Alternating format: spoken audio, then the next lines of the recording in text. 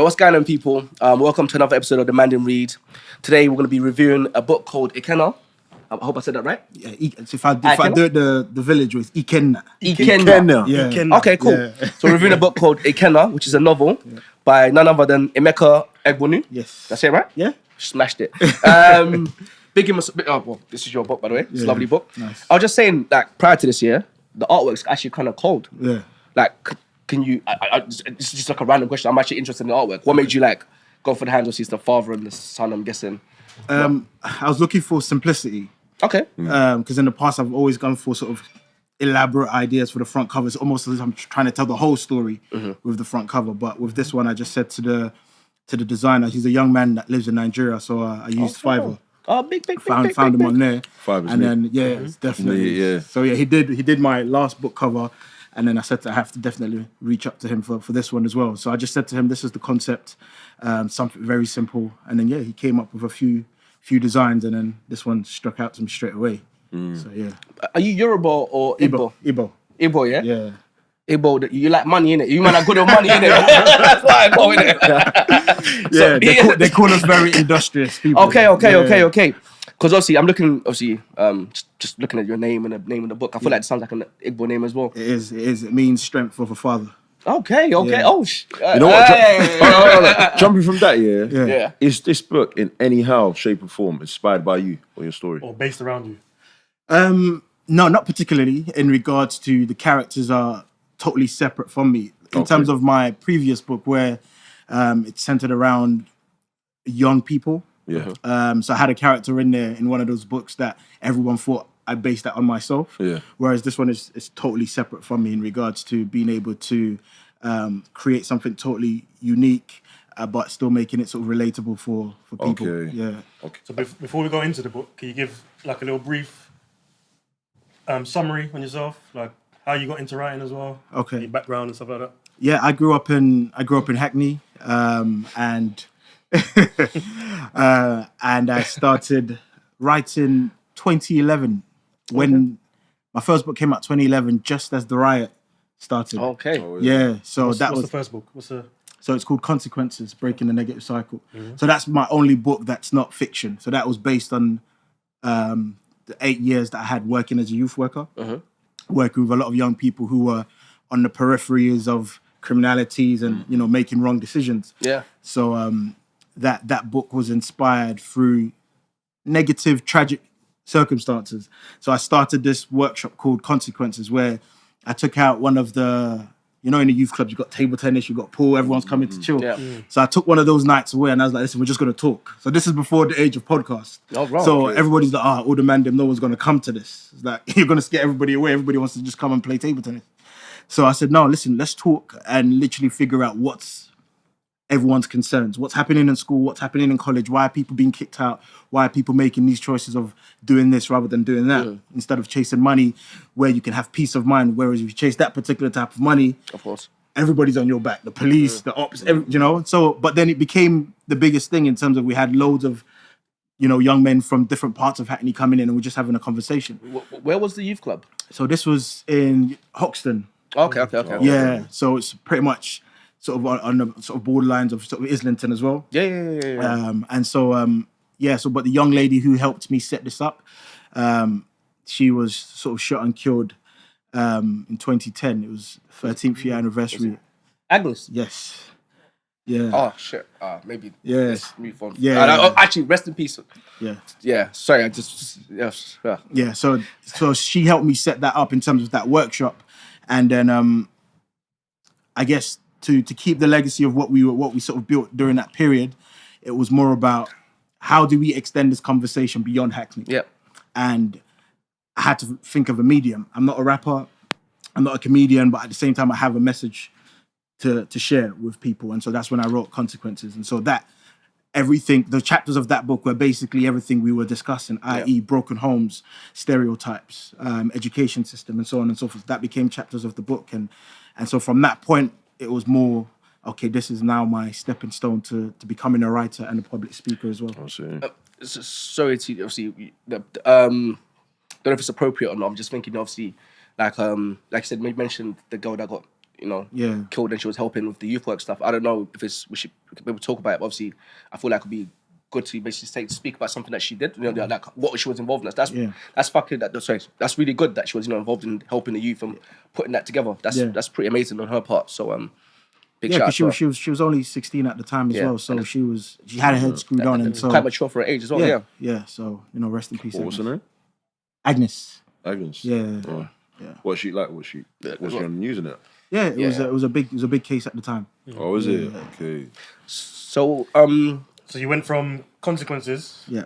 And then you have another book afterwards? So so that was 2011, and so then my next book came out in 2015, and that was called Ambitions of the Deprived.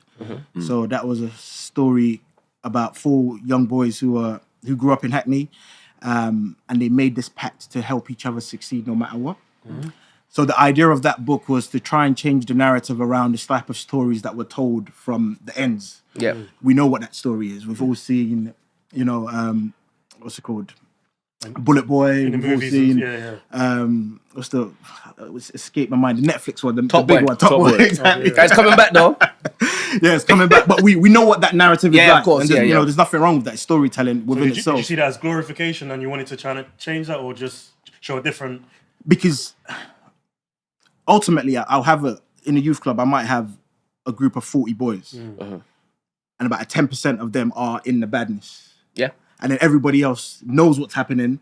They're going to school, they're going to college. But what the few do can affect everyone in the area. But those guys had a massive story to tell as well, in terms of what was happening in their lives, in terms of with their mums, their fathers, and so on and so. But nobody was telling that story. And so that's what Ambitions of the Deprived is about. They are boys that are growing up around this, and then one of them gets caught up in a joint enterprise situation. And so it's a story of exploring friendship at that age, where a lot of people would normally associate, you're going to back me in beef. And that's the ultimate classification of what friendship is at that age for a lot of young guys, in regards to whether it's you on this hand, you might not back me in beef, but if something happens to my mum, you're the first person that's going to be there. Yeah. So it's exploring all of those angles of what friendship is, at the same time trying to fight the justice system as well. And so that was Ambitions of the Deprived. So Consequences, Ambitions of the Deprived. Yeah. And then... My Sister's Pain. Okay. So that one... You got a good catalogue, you know. So how many books have you This is the 4th one. This is the 4th one. Yeah. So how did you get into... what made you say I want to become an author? Was there? Yeah. It was literally, to be honest, it was after the situation with Agnes, and we wanted to explore those topics we were discussing in Hackney, and trying to find a way to spread it across the whole of the UK. And so coincidentally, she passed away, and then the riots happened the following year, and then my book came out. So now everybody's now asking questions about young people, in terms of what's his name, David Cameron called them feral youth, and everyone's asking questions about what's happening, actually happening with the youth. Feral youth. Yeah, remember that was his famous line. He was doing things with pigs though, so like we can't take a man that serious, bro. He participated in bestiality. Yeah. So, but I was gonna say, you see your time in the youth club and that. Is that what inspired the books?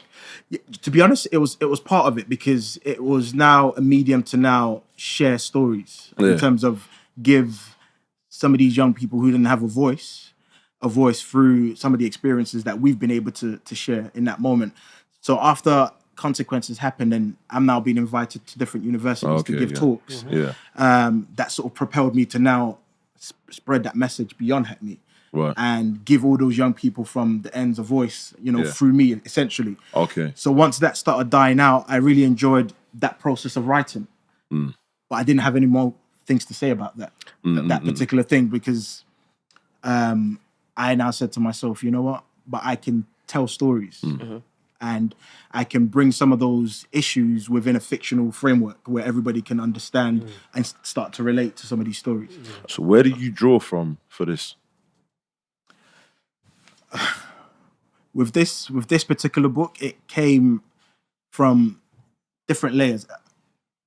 In all my books, I've always had a strong theme of fatherhood within them.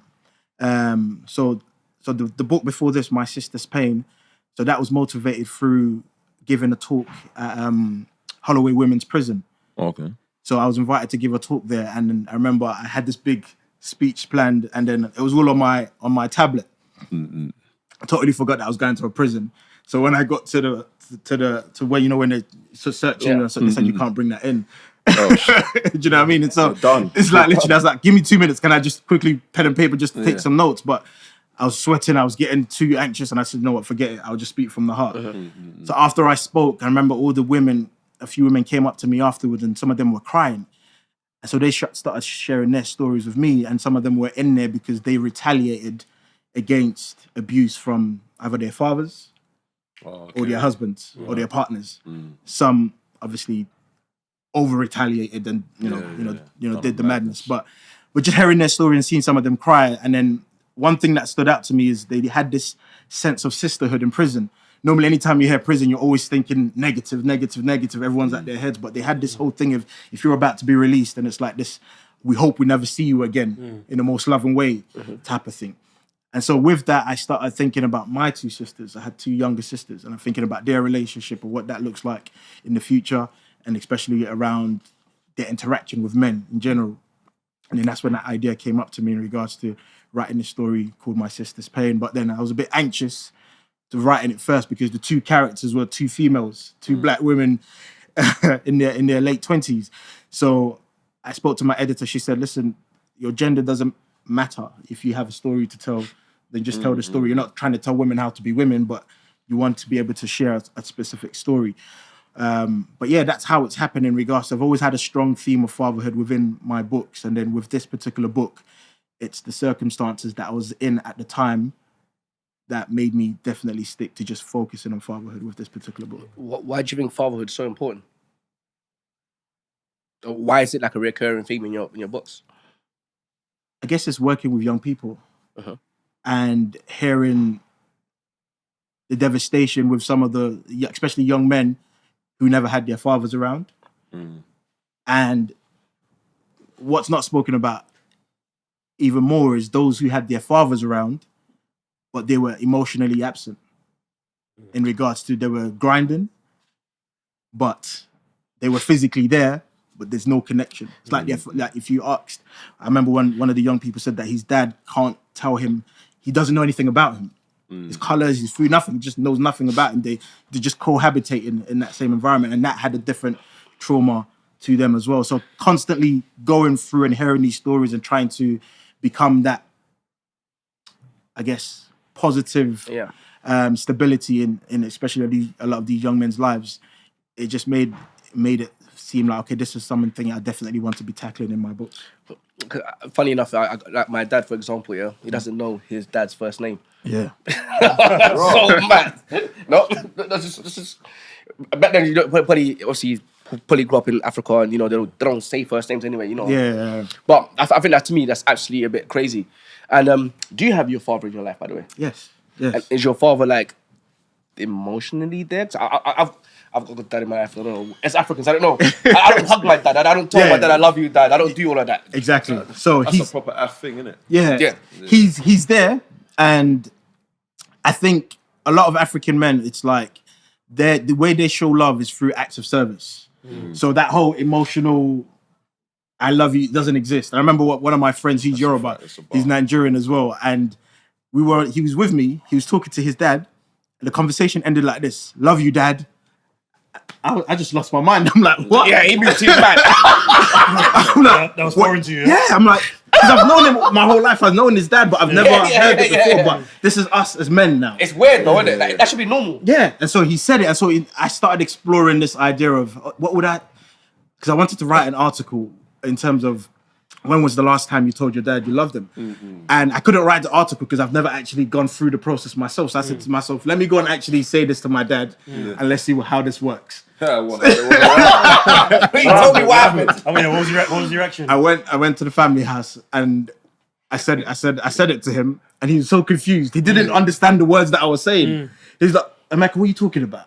And I just started laughing. I said, what are you talking he about? just couldn't. He's probably thinking at the time like something must be serious. Yeah, but it's like those words in that context. He knows what love is, but in terms of for me to say it, like, what do you want essentially? Like, do you know what I mean? Like, it just didn't. you're after something. So it didn't compute in terms of this is just the way that some people just express. Even hugging my dad sometimes is a bit mad, fam. Yeah. It's a bit long. I can't, you know, like, yes. Yeah. My mum all day long, you know. Yeah. I tell my mum I love her. I just think, like I said, I think it actually is important that, first of all, it's weird that we can all relate to not being able to have that loving or emotionally, is it the right words I'm using? You know, like that emotional relation with your father. You know, like, oh, I love you, dad. My dad didn't take me to play baseball or play football. My dad put food in my plate. Yeah. And I appreciate him for that. So I think, like I said, the father's important. I think when we go forward as a generation, I think maybe we're a bit more westernized. We'll probably have more love for our children when we go forward. We'll probably be giving hugs to my kids. And I think we're turning soft, man. We had this conversation last time, didn't we? You're crazy. No, do you know I think we're turning soft. Yeah. Do you know what it is, like, what you just said, Go on. we're getting westernized, basically, innit? Because obviously in Earth and in the West, it's like, in West Indies and whatnot, it's like, if I do acts of service, if I do a certain amount, if I provide for you, I am being your father. I'm doing my job. Yeah. I don't need to necessarily like get pally with you. You're crazy. Do you see what I'm saying? But because we live here, now it's a thing. Yeah. Do you see what I'm saying? Now it's a thing. But I disagree with you, 100%. Do you know why? Because like back in like so-called village and that, as long as like you got a place to sleep and you got food and that, you're really raised by the village. Yeah. It's not so much like, you know what I'm saying? So you don't have to have this amazing connection with your father. But it's like children of poverty, you know what I'm saying? Like your parents are unavailable because they have to provide for you and making sure you survive anyway. Yeah. Hence you're raised by the village. But in case now, we're not in the village. You know, people, there's a work-life balance. People can have a conversation with their father and say, yo, dad, love you. Yeah. Sounds mad for me to say that as well. But And then I think when you're talking about that traditional father, especially from back home, when I think about their parenting style, a lot of them parented with fear. And some people mix up fear with respect. Okay, yeah. In terms of, you're the breadwinner, I come home, I'm tired, and if there's anything that's wrong, it's like, I'm going to tell your dad. That saying back then is like, it strikes fear in a lot of people, that type of thing. So it's like, you've always been that disciplinarian, and there's no room for me to come and tell you that I'm being bullied or that I'm failing or I need help with this particular thing. As you're now transitioning into becoming a man, you're figuring it out. 9 times out of 10, you're talking to your friends about those issues because we don't do that over here. We don't communicate about that over there. And I remember growing up, most of my conversations with my dad was mainly about football or whatever else was on CNN at that particular time. In terms of politics, we might just chop it up on that, and then that's pretty much it. What, do you feel like you could open up to him about anything else later on? What now? No, like if you wanted to. Then no. If you actually tried and attempted. With my mum, definitely. And I think proximity, and obviously he was traveling and business and a lot. But again, it's just that even with some of my friends now, I don't know if it's just a innate male thing in terms of when you feel that level of vulnerability. It's the innate black thing. I'm telling you. You think so? I got white and black friends. No, I got white and black friends. Like, white Donnies would just talk. They'll just open up, say whatever, have that conversation. I'm on the draw for Jem right now, yeah? I was drawing them out. Jem's Turkish, isn't it? Yeah. So, is your dad about? No. Oh, okay. But what do you think about saying I love you to your dad and that? Do you think that's mad? It doesn't happen. Yeah, I think they've got that same cultural thing as well. Yeah. Wait, why is it mad? Why is it mad? Because John's done it. Why are you different? Because he's Latino. It's like, essays, you know what I'm saying? They've got bare love in South America, innit? Hold on, one second. Is this a problem you have telling him you love him in your adult life? Or when you were young, you said, "Oh, I love you." Even when you were young, because I'm thinking when you're an adult and you become a man yourself, and we get a certain aura, bravado, and that kind of thing. I can understand it being a bit, because even though your dad is your dad, you would have a respect for him, but you have to show you're a man now as well. Yeah, you kind of. But you do that in your actions. You kind of sprawn from his seed, so you're trying to be like him. But sorry, I probably disagree with his point of view right now. Yeah, there's a goodness to this podcast. We can. Yeah. My thing is, I think you're seeing fatherhood here as it stops after you provide certain basics. I think there's more I'm to playing it. devil's advocate first. Oh, is it? Okay, This is not my okay. personal point of view. Okay, no. But I'm siding to it because I understand it. Okay. But it's wrong though. It's not wrong. I think it's due to your family household, how you're built. You know what I'm saying? Would you hug and love to your kids? You love them and that. Yeah. There you go then. So you don't agree with your point of view.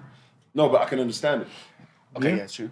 I understand it as well. I'm just saying. I understand fully. Like, you know. See, my mum, she's got like seven sisters, one brother. Mm-hmm. You know, they're from like when my grandparents came from Jamaica. In that era, like this was 60s, 70s, and that. Yeah. And they were disciplined. Like hot, you know. But as they're older, they kind of appreciate and like where that discipline has kind of brought them. Yeah. And they understand why it was needed and all that kind of stuff. So when you say, "Oh, nowadays we're soft," I can kind of understand what you're talking about. Because nowadays, you see what I mean? Because even though you're saying, "Oh, kids are disciplined too harshly nowadays," my mum and her sisters have been through it. Yeah. Just because they've been through it doesn't mean it's right. No, but I'm just trying to kind of show the differences in generation to say it's not necessarily that discipline is a bad thing. Yeah. Obviously, there's a border you can't cross and that kind of thing. Yeah. But maybe it's a different. You know, when we say this generation is a bit soft, maybe this generation is a bit coddled a bit. They got everything pushed out to them, and. But you know what the thing is? The good thing about having a mother and a father is that there's balance. Yeah. So obviously your father would initially give you somewhat discipline with a bit of emotional, you know, whatever, but not as much as your mother would. But then you have the balance in it. Yeah. I mean, if they're both lovey-dovey, Good cop, bad cop kind of thing. yeah, like it wouldn't work. If they're both cold, it's even worse. Yeah. So there's the balance. Yeah, I think balance is definitely key. But I guess it's understanding, like I said, going back to that point in terms of those who are parenting because of fear. Yeah. Even now, my daughter's about to turn 13. And, I was about to ask you got. and so some of her replies... 13? Yeah. I was just going to say, My eldest. How old are you? No. Okay. All right. I'm You're not 36. too young to I'm 36. 36. And as a matter of fact, this book is dedicated to your daughter, isn't it? Yeah. There's a message. There's a nice message in the beginning. Yeah. So I've got 3 girls. Got 3 girls, yeah. Yeah. So you're married as well, yeah? Yeah. Good man, you know. So what, was the last one dedicated to We all the need daughters as well? black daddies like Yeah. Emeka out here. Like, He's I'm representing. joking. But He's representing, man. because I know we've kind of like gone into the topic about parenting and stuff, yeah. But I think one thing I would like to do, because obviously you spoke about your previous books, right? And you've kind of summarized all the previous books. Yeah. But you haven't, because the whole podcast is about this book right here. Yeah. I don't know if you man know what the book's about yet. Do you man know? Can you break down for people who have not read the book what this book's actually about? Okay. So yeah, the title of the book is Ikenna. So that's one of the main character's names. So like I said, his name means strength of a father. So he had a dysfunctional relationship with his own dad. So he's a teenager himself. And his dad is just re-entering his life. So his dad's trying to now rebuild his relationship with his son. His son's going through whatever he's going through in terms of his personal life and school and so on and so forth. And I think the mum's just had enough, essentially. Yeah. And at the same time, his dad, Toby, is also trying to sort of rebuild his relationship with his own father. Yeah. Back in Nigeria, who has sort of dementia. And so that sort of throws a spanner in the works in terms of trying to really root out the problem that they had within themselves. And then it sort of takes you on a journey of sort of that sort of relationship building process.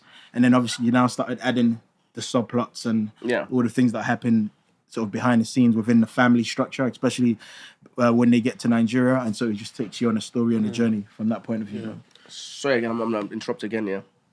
Yo, EK, you're white, innit? Do you tell your dad you love him? Drew him out, man. Straight. No, it's true though. We'll talk about like as black parents, we don't really say I love you, dad, all that kind of stuff. But you're Irish though. Is it because you're Irish? Is it different? Irish? Yeah. I say no. But nah, I don't. You know what? Sorry, what was your name again, sorry? Mecca. You're looking at me. That was great. No, you see earlier when you were saying even some of the youths that you was working with, they were saying they might even live in the household. Yeah. But it still feels a bit absent. Yeah. I was really kind of like, yeah, I hear it, because I was kind of like that even till now, like sometimes I think I'm 31 now, but like I didn't grow up. I live with my dad, my mum and dad until now. Well, I moved out. They're still together, but I didn't have that relationship with my dad. Like, even till now, like when I go to my mum's, I'll just go to the room. I won't go and have a conversation with my dad. Some other people might do that. But you was with your mum. You was with your mum. Yeah. Okay. Down to that, even to both of them, I don't really talk about certain things with them. But my dad. Do you tell your dad you love him? If he's like if my dad's had a drink, if he's waved, he'll come to you and be like, oh, Chris, and we'll start talking nonsense. And then he'll be like, oh, shaky. I love you, I love you too, but I won't go out, I'm not just going to go out my way to go to him and be like, Yo, you have to stop that, I'm joking. When's the last time you told him you loved him? I don't know. Probably not too recent.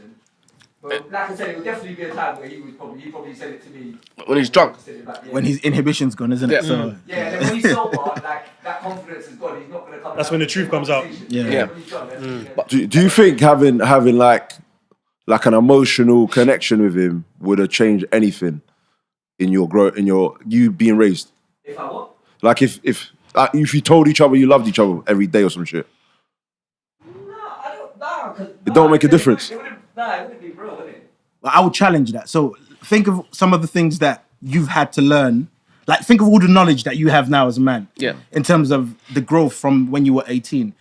That if you went back in time and said to yourself at 18, okay, do this differently. About finance, about hard work. Oh, because resilience. Because your dad told you to. Yeah, as in, for instance, the knowledge that you have now as a man. Yeah. But imagine now you have all of that that you can give to your child. Yeah. But because you're so cold and you're not connecting to them, your child is now learning those things potentially from the wrong person. L's. But to be fair, some of them didn't even have that knowledge. Like when they, some families who came over to England for the first time. Yeah, it's true. Some of them didn't have that knowledge, and we're now the generation that have that knowledge and can pass it on. Like there's no excuse kind of thing. Yeah, we've got so much access to information. That's just my point of view. Yeah, that's a fact. That makes sense. Yeah. Yo. He's just pointing out white youths. No. You know what it is, yeah? Foul. Before you went outside, the conversation was like, as African or would you talk about Caribbean? From both. Yeah? Like black people don't really tell their dads they love them. Yeah. Your dad, do you tell your dad you love him? And same way that way around, you don't say that. Yeah. Wait, where are you from again? That's from Palestine, Arabic. Okay. But hold on, one thing with everyone, yeah? Even though you don't say it and your dad doesn't say it, you still understand that he does love you, innit? Yeah. By acts of service. Just like providing, being there. You see what I'm saying? Yeah. You see what I'm saying? Do you love your dad?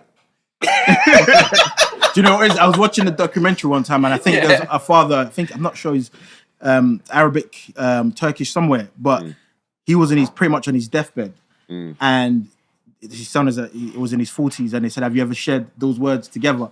And they both said no.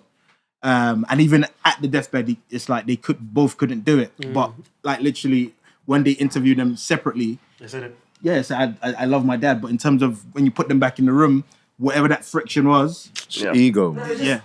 won't let them say it. They're just uncomfortable. It doesn't feel normal. It doesn't feel right. They've never done it. Yeah. And especially if it's someone that you're that close to, and you've never done that with someone you're that close to, why? Do you know what I mean? Yeah. Why would you now? It must feel uncomfortable. Right? Yeah, no, that's a good way to put it. Yeah. I was gonna put it down to it's man on man. You can't. But then again, you and I finish with most man, innit? You're scared to tell your dad you love him, but around your boys, you're like, I love you, man. Like that. Facts. You know. That's a fact. That's a fact. Yeah, I love you, bro. Yeah. The man I'm getting it. Love. It's like, yo, I love you, but No, but you slightly wouldn't say that sober though. But is that because your dad is Slightly. is the one who hands down the discipline, and like with your friends, you're more open. You confide in your friends. You relate to them more. You relate to your friends more than your parents, isn't it? Yeah. Because you're with them more. You're with them a lot more, innit? So you're a father of 3, right? Yeah. How often do you say I love you to your children? All the time. And how often do you expect it back? Not expect it back, you know what I mean? So Like, I guess the only one that can say it back now is the eldest, and so she says it all the time, that type of thing, and so she's very hands-on, very clingy, for instance. So it's every night I go up, sort of tuck her in, and then she just wants to, in her words, cuddle for long periods of time. Like, you need to go to sleep now. Do you know what I mean? It's like, but she just wants to hold. So it's a sense of safety for her. But I don't know. I don't have a son, but I don't know if it's different for those who have a son. But with my daughter, it's just very easy to say it, and so she just says it all the time anyway. How would it look hugging your son? How? No, I'm just saying. This is where it starts. No, think about it. Think about it. That's where it starts. How would it look and feel hugging your son for like an extensive time period? To be honest, at night time. It's not supposed to feel no way. It's not supposed to. But that's. You gonna do it? Would you do it? Yeah, of course. My son. Yeah. Yeah. But your 13-year-old son. He's trying to make, in terms of, would there be a point where, if he now turned 15, okay, listen, it's just like that, and then that's it. No, you can still. I reckon you should still hug. So you. Yeah. Hold on. So you'd hug your 15-year-old son Why wouldn't you? for 30 minutes or No, 45 minutes. How long did you say you was there? So she would say, "Oh, Dad, can we cuddle for like 2 or 3 minutes?" 45 minutes. No, you said it was like 20 or something. No. You said for extensive period. No. I was like, I'll tuck her in, and then Would you tuck? Hold on. Yo, that's a why. That's a why. You just said that. So you'd hug your 15-year-old son for how long? like 2-3 minutes. 2-3 minutes, and you tuck him in. I didn't say I'll tuck him in. No, because you're saying you'll do that. No, I didn't say. I said I'll hug him. We're great mentor here. Quick question here. Yo, you've got sons, innit? Do you hug and tell your sons you love them? I haven't kissed them every day. How old are they? 10. Yeah, that's right. Yeah, it's calm. Yeah, 10 and 5. Would it ever be? No. That was cold. Would it ever be a breaking point where you stop doing that? When it gets to a point where they kind of feel like, even to this day, I still hug my dad and tell my dad. Swear down. Okay, so It's not really an issue. There you go. It's just, it gets to a point where you as a man, you know, like, boundaries. You're gonna, even if you hug a man a certain way, you're gonna make certain things they touch. So would you say your dad instigated that when you was younger, in terms of he used to tell you he loved you, and that's why it just became natural for both of you? That's beautiful, you know. That's actually beautiful.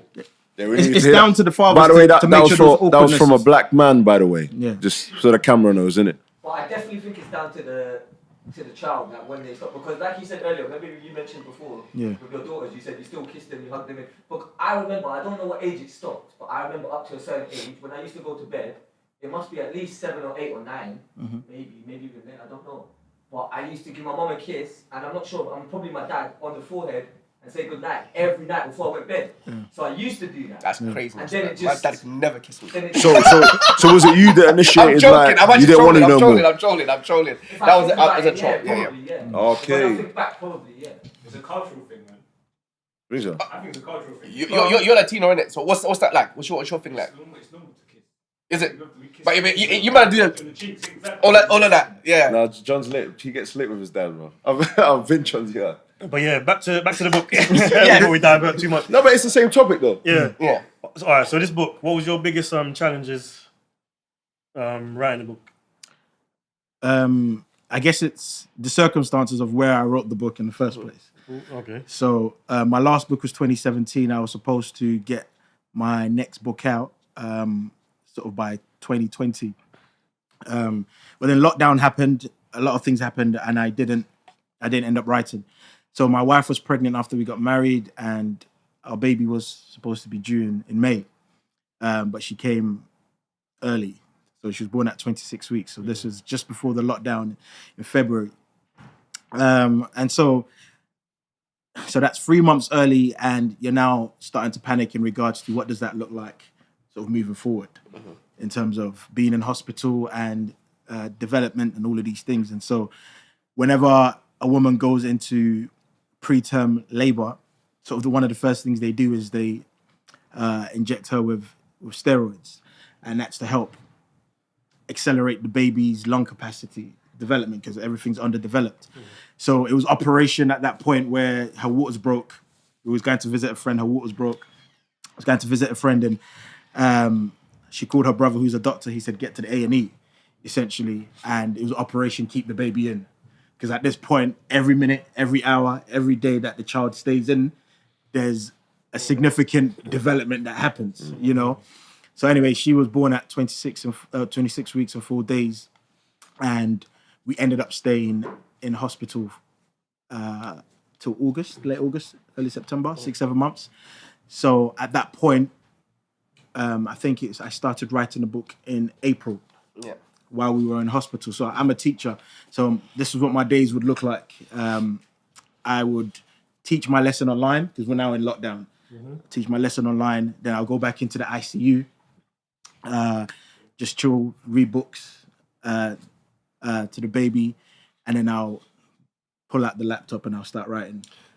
And so that was because when you're in the ICU, it's nothing but machines beeping. Yeah. Oxygen this, oxygen that, all of these things. And so you sort of get desensitized to it. But in those early stages, I just couldn't stop hearing it. So it's not until I brought out the laptop, then I got lost into the writing, that I sort of forgot where I was. And every time that I felt like I didn't have much more to write, or for instance, I get tired and I'll just look up, I remember where I am, and then my inspiration is my daughter, then I'll just carry on. That's amazing. Can you tell us about the issues that Ikenna had in Nigeria? Is it with the Fulani? Yes. What was that? Wait. Say Ikenna again, bro. Ikenna. You're saying it right. It's all right. It's No. It's all right. So I don't expect. Don't rub Ikenna out, bro. I'm saying it wrong as well. Yeah. Ikenna. You guys are saying it obviously the standard British way, but it's like my Nigerian Igbo, I would say please. Ikenna. Ikenna. Ikenna. Ikenna. Where Yeah. in Nigeria? Igbo. No, where? So that's in the southeast. Okay. Yeah. Because my dad is Nigerian. Okay. I just learned something new about you, bro. Jamaican. My dad's Nigerian. Wow. Okay. What part? Oh, Jay's everything. yeah? From Jay's everything, Akwa bro. Ibom. Akwa Ibom. Okay. Yeah. It's everything, bro. Yeah. It's everything. I know, man, for time.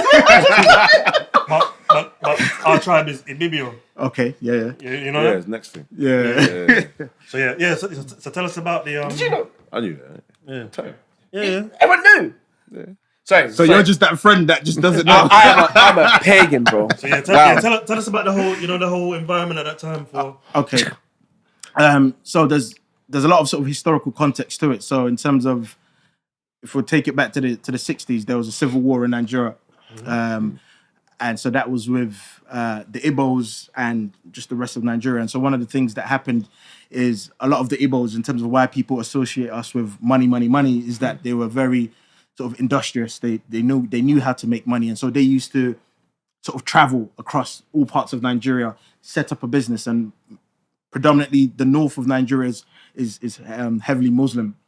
All right, so a lot of Igbos would go there, make money, build houses, and start. Like you can clearly see they're successful.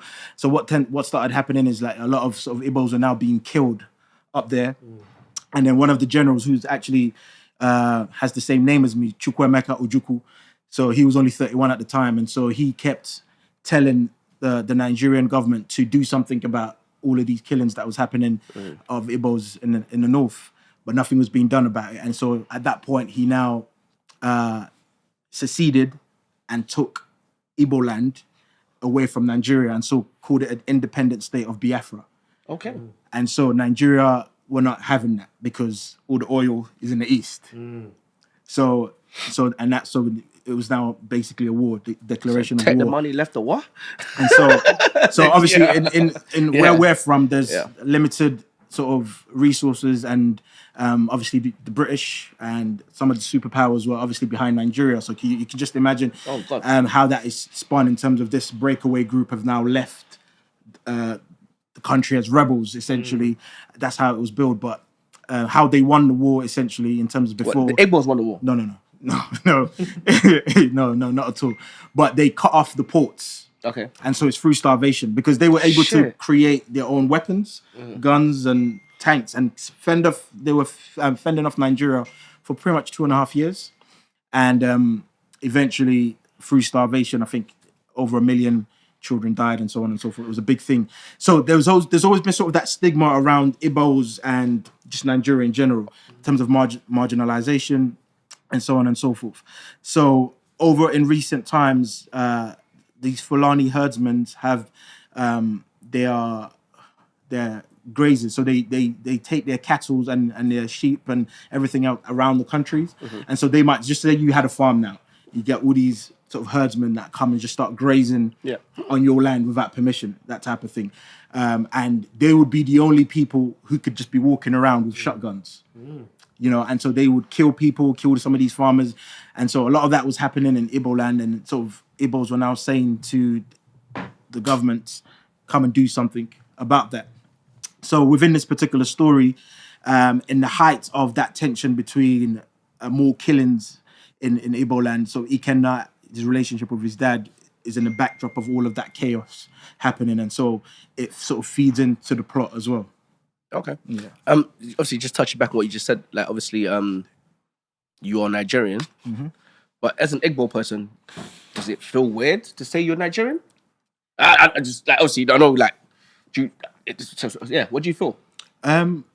It doesn't feel weird because obviously you grow up, but then it's not until I guess more recent times where you start learning more about your history and you start understanding what your people have gone through in terms of the amount of people that were killed and all of those millionaires before the Civil War.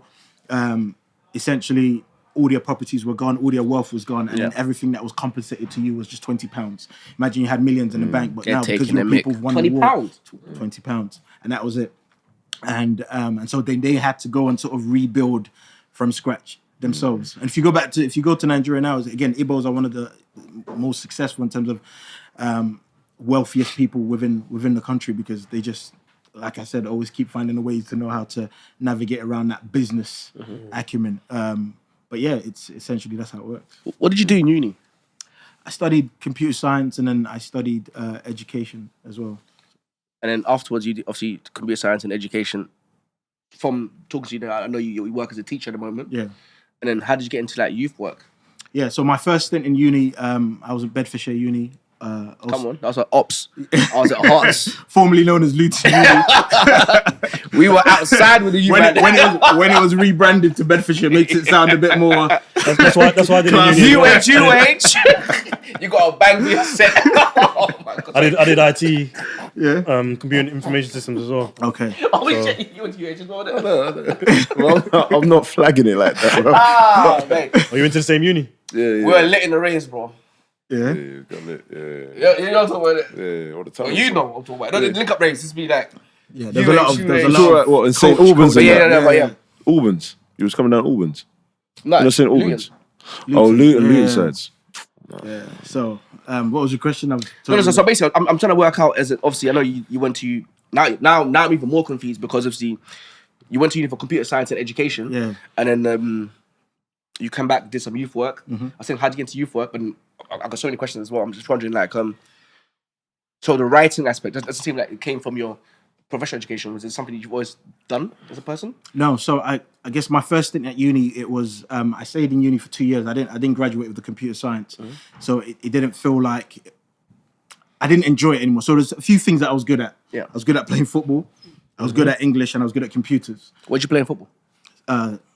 Eventually I ended up centre back through different coaches. But naturally, when I was in school, You're forward. I was like in midfield. I was midfield, yeah. It's just because you're big, innit? But then eventually, the older I got, all the coaches, big, strong, typical stereotype. Stereotype. Then I fell in love with slide tackling. I just taking out strikers. I was clamping people because of my speed. And I just loved it. Hey, I rate you. I fell in love with defending. You gotta use what you got, innit? Yeah, the art of defending. I literally studied it. It's like sometimes I knew I can take the ball like off somebody without having to go down. But you just wanted to go through. I just wanted to go through them, just let them know that I'm there. But literally, those are the things I was really good at, computers. But then when I got to that uni level, they took it to a whole different level in terms of the programming and all of these, and I didn't enjoy it as much. Yeah. And so once I left uni, I came back to Hackney. And I started volunteering at the youth club. Okay. That I used to go to when I was younger, and that's how this essentially started. It's like a round circle because when I left the uni, a lot of the young boys, I remember some of them were about 13, 14, and when I came back, they were about 16, 17. and I was listening to some of their conversations when I was volunteering, and it just felt like an out-of-body deja vu. I've heard this before, but not from you guys. I've heard it from people my age. And a lot of them are dead, and a lot of them are in prison, and we know what the cycle is like. And so from that point, it just felt like, okay, rather than continue to pursue this computer science aspect or just computing in general and trying to go a different route from it, I stayed and I started getting my qualifications in youth work. And that's when I started having these conversations in terms of that consequences workshop. So how about writing? Were you like good at English lit or English language? Because, bro, you're a very good writer. So like, I feel like writing's quite, for example, say if I was a rapper, I gotta be good with my linguistics and know how to like put words together and things like that. Yeah. Where did the passion for writing come from? Just come from conversation? Do you know what? It came from music because again, those are the periods of the beginning stages of grime and so on and so Dizzle Rascal, 03, those periods. And then I remember you're surrounded by people who can spit, producers, and then just everybody else who's just enjoying the music. So you didn't want to be a rapper, no? He's got bars. No, because I could write. Yeah. Like rap is rhythm and poetry. I had the poetry aspect because I used to write poetry, but I never had the rhythm part, so I didn't try to force it. So essentially, I was around the music. I used to make beats every so often with some of my good friends, but it was more of, okay, I've written poetry down, and that will be it. I would never perform it anywhere or anything like that. It was just mainly for me. So that was my initial stages of just writing anything, full stop. Okay. And then when I got into youth work, and obviously what I told you what happened with Agnes, it was now, okay, that now propelled me to now actually write a full-blown project. Okay. No, I rate it, man. I rate it. So where can people buy the book? Like, where can they? So yeah, it's on my website, storiesbymecca.com, or if you just go on Amazon, you can get it directly from Amazon, and it's available on Amazon Prime, so you get it pretty much next day. There's no Audible. Yeah, what going for that? Audible. You have to do the numbers when it comes to, again, I'm self-published. All right. And I've gone through the process of learning the business. All right. So for me, I'm a creative person. It's like the most part that I enjoy in this process is the writing. Yeah. Once the writing is done, you have to put on the business hat. I'm the marketer. I have to now find the editors. I have to find everybody else in terms of outsourcing. But you're Igbo, I bro. can't do. We do our best. We do That's our right, best. yeah. So, Yeah. for instance, when you now do the numbers, for instance, selling it on my website or selling it directly to you, for instance, here, it's like once it's been printed directly from the printers, I know, okay, how much they're charging me. So me going through Amazon, all right, they now take their cut. Yeah. So then the profit margin is now less. Of course, yeah. But when I'm selling it to somebody directly or through my website, it's a lot. The profit margin is a lot more. So when I look at the process of the whole Audible and how that market works, for independent publisher, the numbers don't make sense unless you're guaranteed a specific amount of people who will download that particular thing. How many is that? It just depends on your production costs as well. So, but yeah, you're just looking at, especially if people have, the subscription model. So they're not buying it directly, but because they've paid $7.99 per month, so it's pretty much like Spotify. What royalties do you get from that? So once I've done the numbers as an independent person who's still, I've been doing this for 12 years, and even then, it's still, you're not a household name, essentially, so you don't have that many people who are going to be buying your book from that perspective. So, because I say this all the time, is that every single person that buys the book, I'm fully appreciative of it, because it's not like music. You buy somebody's album, you can go into the gym, you can clean your house and take in that album. Yeah. You can do other things, but to sit down and read this, you're investing in 6, 7, 8 hours of your time. You can't do this and do anything else. So when somebody buys your book and actually reads it, because a lot of the Mandem, it's like they come to my book launch, they support, but half of them ain't read the book. I know they're not going to read it. They're just doing what Mandem do in terms of just supporting. Do you know what I mean? But in terms of when somebody says that they've actually read it, and they've give you feedback, positive or negative. That they've put everything else aside. Yeah. It's like there's a deeper appreciation that I have for that. Whereas if they had the Audible, it's in the background, they're doing other stuff, they're driving. But for me, it's more from a business perspective. I'm not saying I would never do it. Once, obviously, I continue to grow my platform and continue to put my name out there, then, How much does it cost to put your book on Audible? No. I remember, is it a case where, like, you pay a certain fee, or do you like pay subscription to have your book on Audible? Like, for example, if I'm selling shit on stuff on Amazon, as you probably would know, you pay Amazon like £25 a month. Yeah. So with Audible, you have to pay like a subscription fee to have your book up there. Mm-hmm. And then what's the, like, obviously, I don't know if it's like Spotify or not. Yeah. How much money do you even get from like someone streaming your book? Yeah, so again, these are the reasons why for me it's just not it's not part of my strategy right now. I know there are a lot of people who, like you said, don't have time to pick up the book and physically read it. But further down the line, once I know that there's a stronger audience there, then it would make financial sense further down the line. But for now, for me, it just doesn't make sense. I think people have a short attention span nowadays. Yeah. So like the purpose of our podcast is to kind of get people reading again. Yeah. And like, pick up the book and. But there's value in spending time reading. Do you know what I'm saying? Bedside table, put the lamp on in the bed, and just. I was going to say, cut out the world and read a book. What do you reckon is going to make you a household name? What do I reckon? Yeah, as in, like, have you got like a title in mind, or like a next book in mind that you might feel like more people will gravitate to this? I think I would need to. I always say this: is I would do the Idris model, which is where you have to go out to be appreciated, and then people where you're from will now eventually come and appreciate you. So he had to go out to become Stringer Bell in The Wire in order to become Luther. So how does that work as an author? So again, it's... You write a book in Spanish or something? How does that work? It's potentially reaching new audiences who don't know about what you do, essentially. Because sometimes when I'm outside of our communities and people now find out what I do, it's like there's a lot more sort of gratification and support from the outside community. And it's like, if I had that in abundance from where I'm from, then the sky's your oyster, really. So it's for me, it's just more of continue to push, or I will now take a different form of writing in terms of screenwriting. Or screenwriting, like films, yeah, and bring some visuals to some of the books. Whichever but with me, I would go about actually. I don't know what how he's gone about it, but for me personally, I would want to be the person that turns this into a screenplay. Okay. So I would want to now go and learn the skill to now become a screenwriter, because it's a whole different skill. Or give it to someone else. Yeah. Do it yourself. Yeah. So whatever the learning process of being a screenwriter is, in terms of, because I know it's a whole different form of writing, I would try and increase my skill and then hopefully build relationships within that industry in terms of producers and directors, and see what can happen in the future potentially. I think that's the move for artists, isn't it? Not artists, authors. Yeah. Turning it to movies. Look what happened with what's her name? Harry Potter. What's her name? Big up J.K. Rowling. Yeah.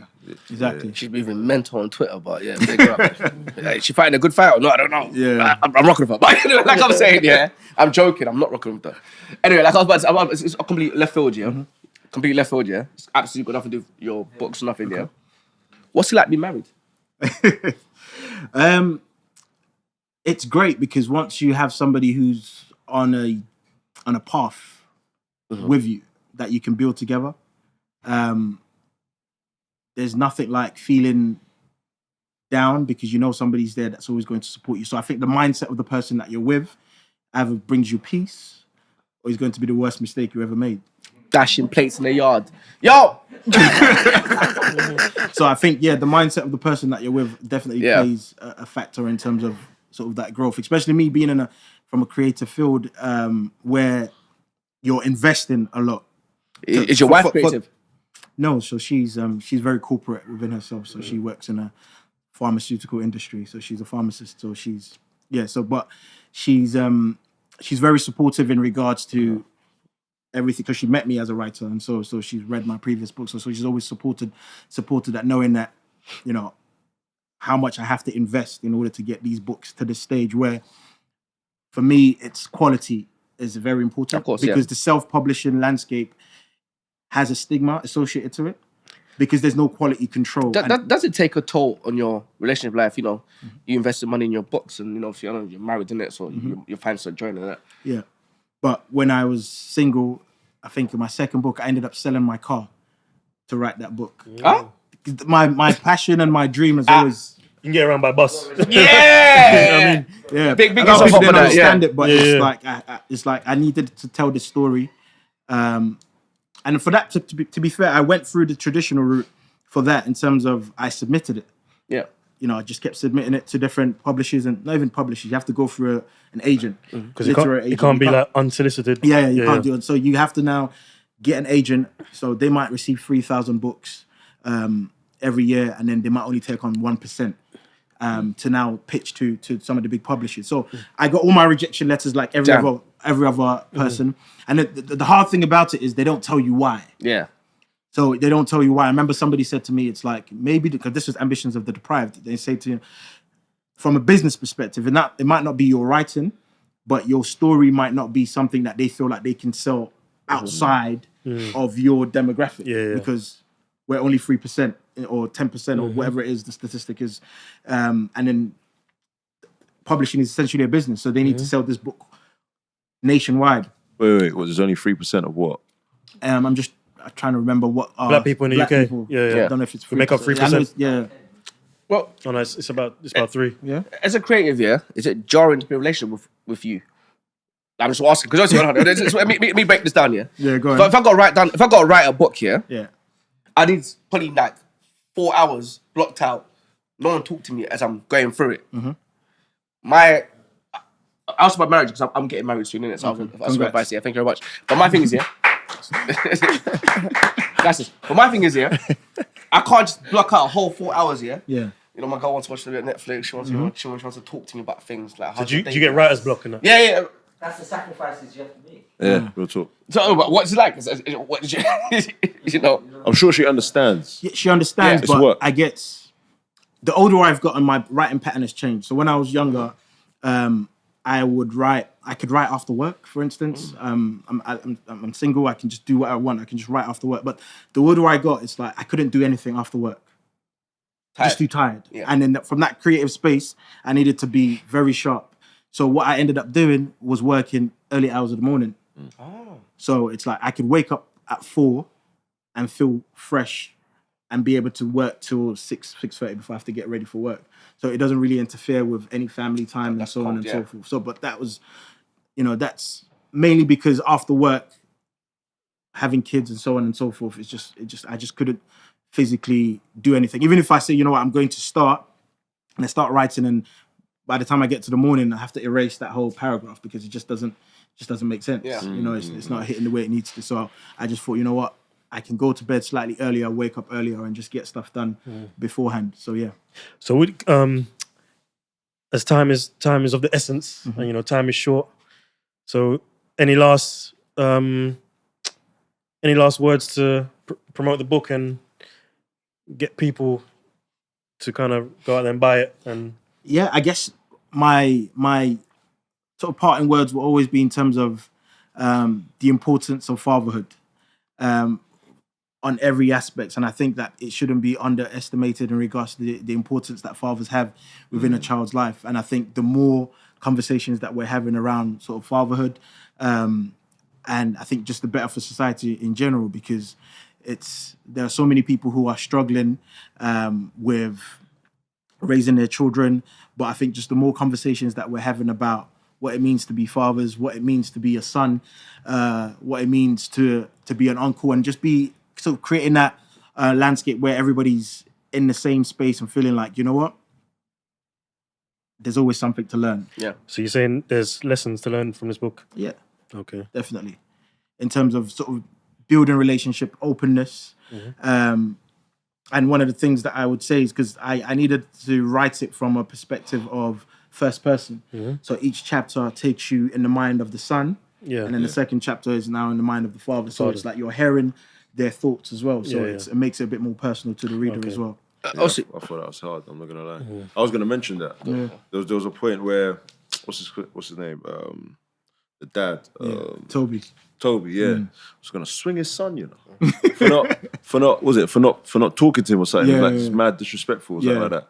But the fact You that it got went, punched up, bro. the fact that You don't say hello? he found it mad disrespectful. But the fact that he had the same event through two different perspectives was interesting. Yeah. Because obviously you hear what the son's feeling, what he's thinking. Yeah. And then on the next chapter, it's what the dad is thinking at the same time. And I was like, right, that's it. Yeah. I was like, yeah, I like that stuff. But yeah, Emeka, Yes. it's been a pleasure having you. Thank you, man. It's been good being here. Appreciate it. Yeah. It's been amazing. And do you want to just promote your socials and that?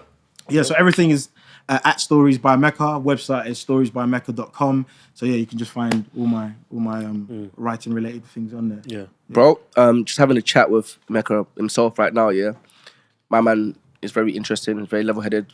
Should have done computer science, should have done politics or some shit. You're very good at talking. But I learned a lot just by sitting next to you for an hour. And I recommend, reading this. Don't just read this book. Start with this book.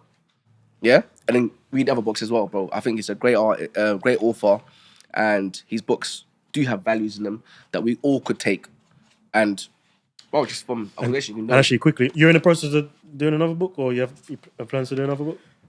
So literally, I'm sort of flirting with the idea of actually going and doing my master's in screenwriting because I'm really taking that seriously in terms of moving forward, in terms of turning the books into something visual further down the line. So yeah, I'm flirting with that idea for now, but nothing is planned at the moment. So it's just... I'm kind of flirting with the idea of turning books into films as well. Yeah? So holla at me. Okay. Right, you need an actor. What, networking? Yeah, man. On the pod, That's it. But yeah, we are the Mandem Read. Yeah. And Pat, East. US, we out. Blessing. And I'm the Dungaga, you see it? I'm playing JK. And out. We're out. And out. All right. Love.